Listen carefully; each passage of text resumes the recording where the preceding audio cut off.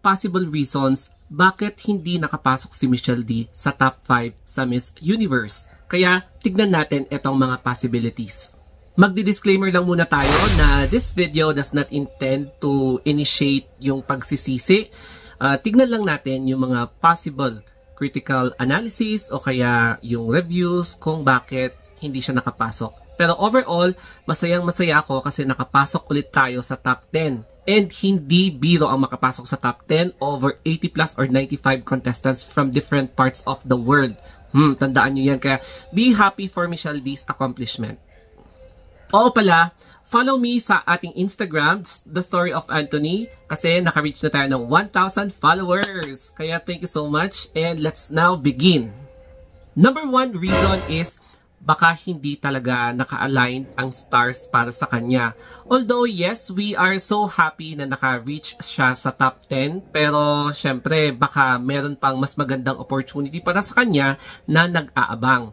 And mind you, meron na siyang karera sa showbiz and okay na siya sa show business, award-winning actress, maraming nag-open na doors sa kanya na oportunidad such as being a model, tapos marami pang opportunity na meron pang bumubuhos sa kanya. So after siguro ng pageantry na ito, I'm sure na mag-close na yung chapter niya sa pageantry kasi ito na yung ultimate na goal niya na nakamit niya bilang one of the top 10 finalists sa Miss Universe. O diba? Kasi hindi biro talaga na makapasok sa top 10. Kaya I guess she is so more than happy kahit na hindi nakapasok sa top 5. Kaya let us always be happy kung ano man yung meron na nakamit niya para sa Pilipinas. Number 2, is this a typographical error or baka naman there's something else?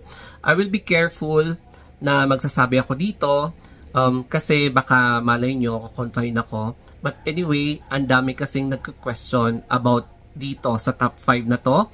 So babasahin natin kung sino nga ba ang nandito. Yung tinawag sa top 5 ay sina Australia, Puerto Rico, Nicaragua, Thailand, and Colombia. However, ang na-i-post ay Philippines. So marami ang nagka-question, what is the meaning of this?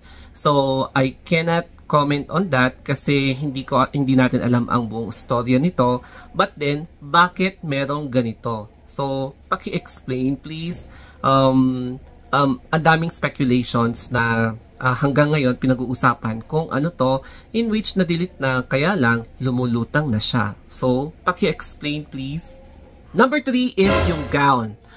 Kung ako yung tatanungin nyo, I am very satisfied, especially sa design because it showcases yung ating kultura via sa tattoo ni Wang Od, no? So, it really respected yung mga tattoo artists natin dito sa Pilipinas. However, may mga nagsasabi daw na baka maybe yung mga nakulangan daw sa performance ni Michelle D dun sa gown. So, may like this, may like that. But for me, okay naman yung performance ni Michelle D. Hindi ako nag-sugarcoat Satisfied naman ako. Pero may nagsasabi na yung facial expression niya daw. Tapos nakulangan sila sa kanyang eksena. Kaya kung i-base mo yung criteria sa gown, di ba? Gown lang talaga and confidence, yon yung pinagbe-base nila. So mukhang may mga nagsasabi na kulang daw yung performance ni Michelle D sa gown. Kaya hindi daw siya nakapasok. And hindi daw doon sa second possible reason na dun sa typographical error. So, what do you think about that? The fourth possible reason is fan behavior.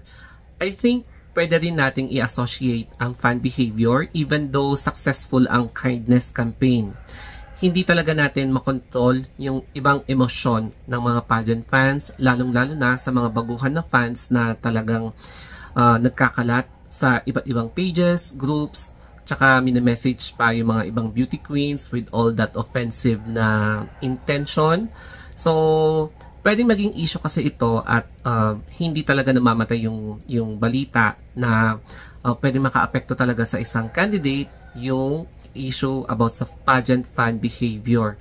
And marami pa siguro tayong pwedeng gawin para next season or sa mga iba pang pageant, international pageants na let us use this as a lesson to improve our behavior in the future. And sana this is a lesson learned na dapat we should be always mindful sa mga comments natin even after Miss Universe na yun.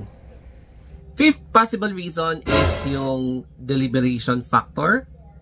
Pwede nating sabihin yan. It's because kung napapansin nyo sa mga ibang organization, medyo matagal yung tabulation, no? Pwede kasi na i-deliberate nila kung sino yung candidate na isasalang nila para sa ganitong title, para sa ganitong placement, sino yung karapat-dapat na candidate na mapunta dito, mapunta doon, ganon. Pero syempre, pipiliin pa din nila yung mga competitive na candidates. So, hindi talaga natin may iwasan na may mga ganitong scenario. Siguro, pagdating sa benefit, marami siguro yung more positive sides, and then meron din yung mga negative or yung mga consequences na dapat nilang harapin. Kaya lang hindi talaga nila pwedeng sabihin yan or ipahalata in public kasi nga magkakaroon ng backlash, magkakaroon talaga ng negative criticisms para to protect the image and credibility of the organization. Kaya dapat talaga na kapag may mga ganitong situation, pinag-iisipan talaga nilang mabuti. Sa totoo lang, no, malay nyo, baka si Thailand talaga ang maiuuwi ni Michelle D. Pero eme lang yan, syempre. So, dito mo makikita talaga na Thailand and Philippines are friends, as you can see in this photo after the awarding. Although, syempre, masakit din para sa Thailand, no, na first runner-up kasi almost nandyan na sila eh.